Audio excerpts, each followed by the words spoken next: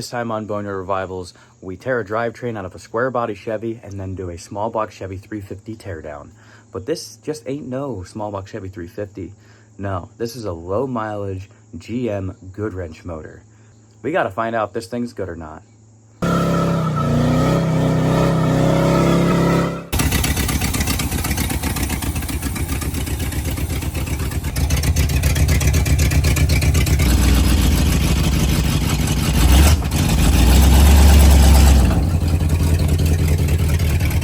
Okay, the time has arrived. It's time to pull this 350 and the Turbo 400 out of the 84 C-20. Got to drop the radiator hoses off of it. There shouldn't be any water in it. I guess I have to figure out what vacuum lines need to be disconnected, what parts of the harness need to come off. And so I know we're gonna have to drop everything off the starter and a few other things. We need to slide under it, drop drive shaft, get the trans, like cross mounts, cross member bolts, all those need to come out. Motor mount bolts out of this need to come out. Hopefully here within, you know, half hour run around, bouncing around underneath it, doing stuff, we can just about have this thing ready to come out. Oh, hood has to come off too. I wasn't thinking about that.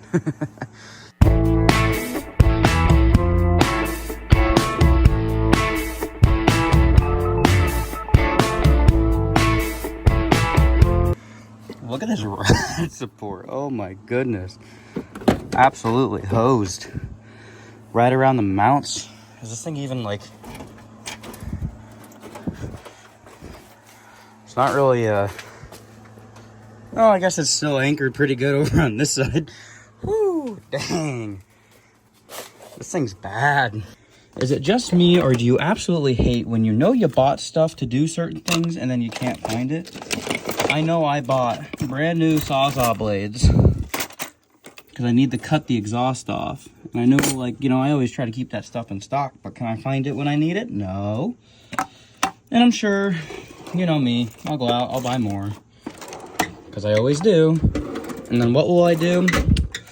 You betcha, I will find the Sawzall blades. Oh, man, hate when that happens. All right, I'm gonna give this thing a push in here. I'm hoping we have enough ceiling clearance. I might have to figure something out, but it's just easier for the floor jack on the concrete than trying to fight it out here on the rocks, and I don't have enough plywood. Oh, good heavens. I don't have enough plywood to make this happen, so we're gonna shoot a little bit from the hip here. I'm sure it'll work out just fine, but like I said, I'm gonna give her a nudge in until we're just past the door, and then I think in that case, if I play with that, set up a little bit on the cherry picker, I can come in here, pick this up and kind of guide it out and over. It's going to be super close with ceiling height and that. I guess we'll find out if it works. All right, so we should just about have everything ready here. Motor mount bolts are loose. The one actually came right out, which is weird. Like I said, two things that I saw right off the bat. I have never seen an all-thread motor mount bolt like that before, where they actually have a shank instead of almost being completely threaded. So, and the other thing that I did saw that I've kind of started cleaning up a little bit.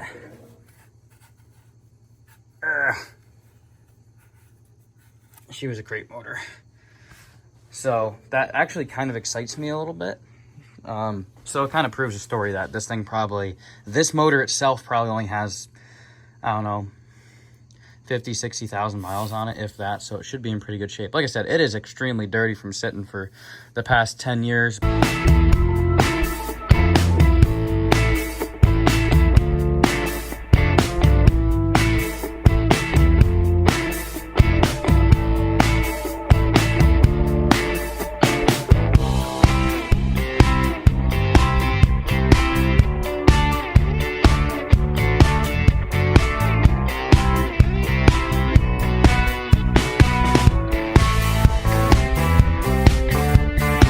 Is, boys.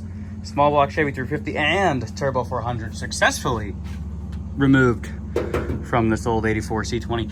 That might have been one of the sketchier ones I'd done. The old cherry picker was, you know, max tilt to the ceiling, and I just had enough room to squeeze that out of there. So everything that worked out up here that I had to play with worked out. There was a few things that I forgot to disconnect back here, but we made it happen. And yeah, well, I guess this thing can get the heck out of here now. But, whew, hard part's done.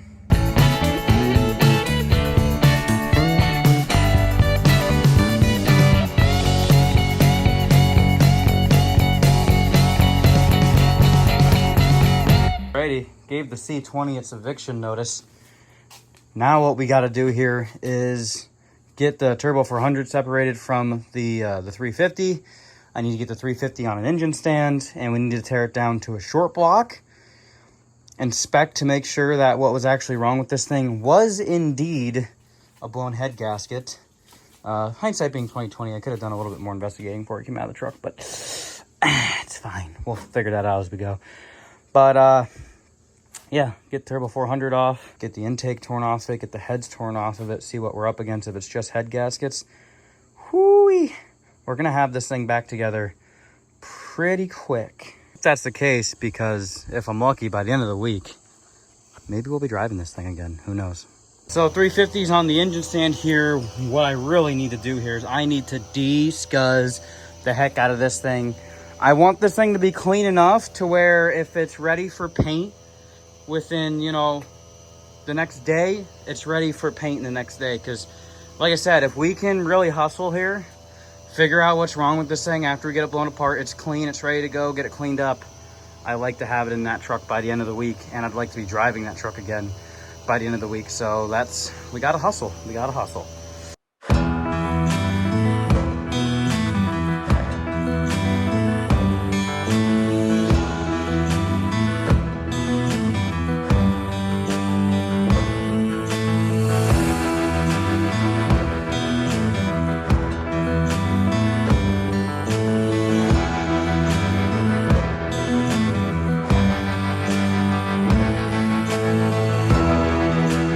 We got our 350 in here. As we said before, it is a Goodwrench motor.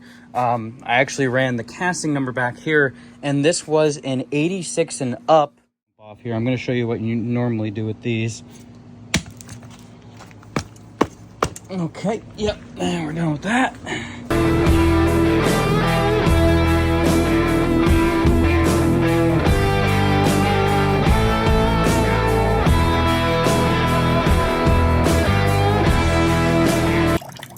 That don't look normal. That looks very oily, if one were to ask my opinion. I don't want to, you know, go too far guessing there, but yeah, I think she got some head gaskets that went kapooey.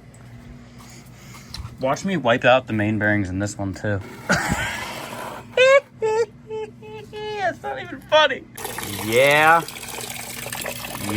that don't look tasty.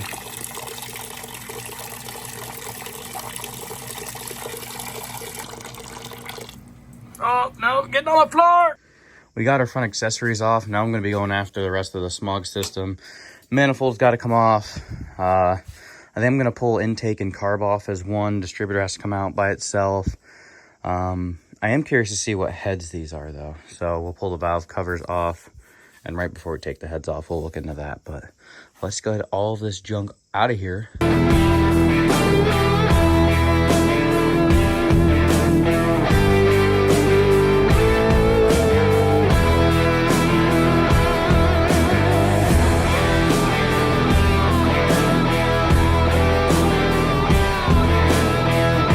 So I just took our valve cover off.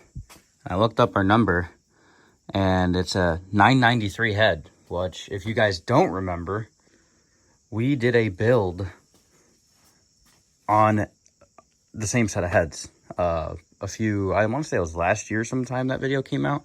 But yeah, this is the same casting head. That's actually really wild. My assumption would be that the bottom end, like the block and the bottom end, it was, you know, casted, you know, in Mexico. That was a whole new deal that they did. But were these heads just on the shelf and they threw them on? Because it's just kind of odd that it's an 86 and up block, but it has the 993 heads. Unless I'm mistaken, they might have just done this. I don't know. I don't know enough about the Goodwrench motors if they just did that or not. Oh, no. No, it's got the Mexico stamping too. Huh.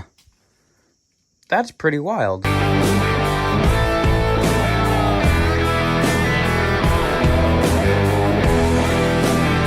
Got our passenger head off here. Don't see any obvious signs of coolant leakage. But, oh yeah. I don't know if you can see that cross hatching or not. Man, this thing, whew, she looks pretty good. We'll look at the cylinder head here. No, I don't see anything there.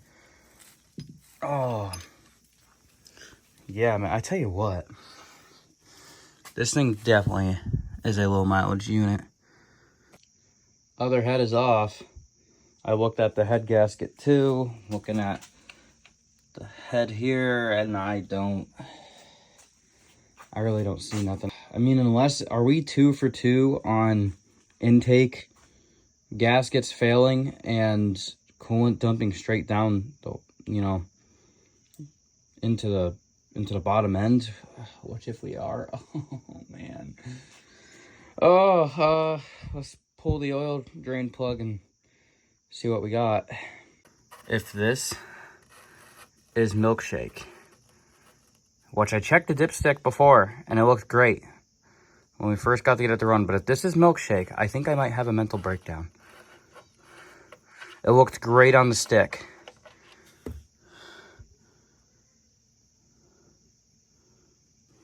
Nothing to see there yet, but the water and stuff might be up top, so give it a second. Good.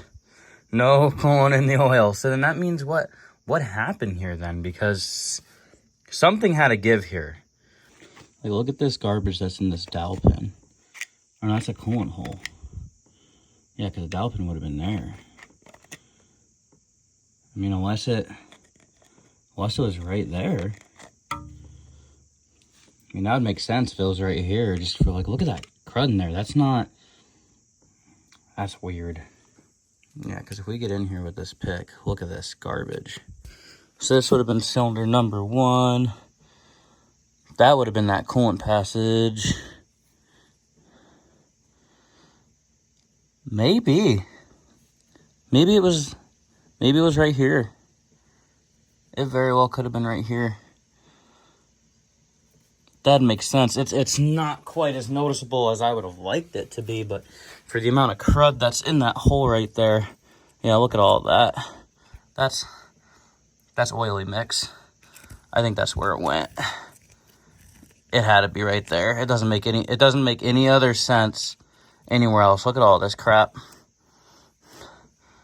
So that'd be my assumption. My assumption is that it blew the head gasket right by cylinder number 1 here, because look at this stuff. Blew it right here. So this is where your combustion leak was coming in. I'll throw the clip up of it now, but when this was running and we put water in it, the way it was bubbling out of the radiator like that, there had to be combustion going on in the cooling system for it to bubble like that for as long as it did. That's going to be my assumption. The head gasket went right here and caused it to leak. And that's why this thing initially got parked.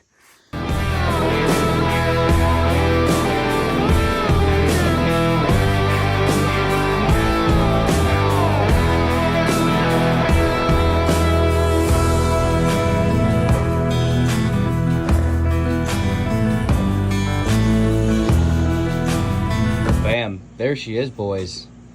It's a 4-bolt main, which is awesome. First, when we talk the difference between a 4-bolt main and a 2-bolt main, we look at our main caps here. Notice how there's 1, 2, 3, 4 bolts, identifying it as a 4-bolt main. Now, if we come over here, this is our Budget Build 350 here.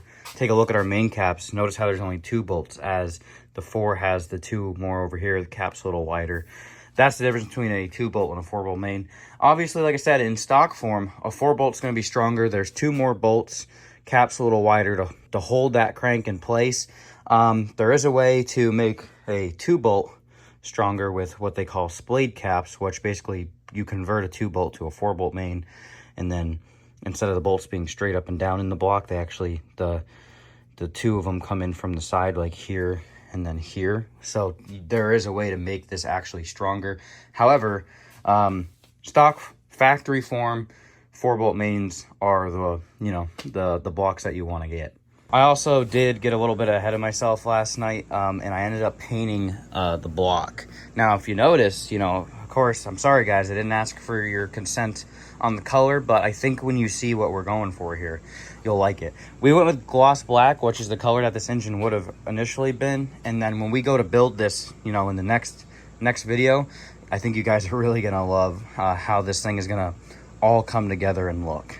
The one other thing I'm seeing here is that our oil pan is pretty rusted out. I was gonna clean this up and just respray it and throw it on. I don't like how rusted that is, so I think we're gonna avoid that, and I might have to use another pan that I have laying around. It'll be good. It'll all work out. Well, there you guys have it. We plucked this 350 and that Turbo 400 out of our 84 C-20. We tore this 350 down, found out potentially what was wrong with it. Pretty sure it blew a head gasket. Yeah, now basically in the next video, what you guys are gonna be seeing is us putting this thing back together. However, when we put it back together, we're gonna be doing some, you know, modifications. And I think you guys are gonna be really, really excited to see what we do with this thing. To give you a hint, basically, let's say a Budget Build 350 2.0. And like I said, we're gonna put this thing together, shoestring budget as always, and I think you guys are really gonna enjoy it. With that being said, get out in the garage, start wrenching on your projects, because your dreams won't work unless you do. Thank you guys so much for watching. We'll catch you next time here on Boney Revivals. Take care.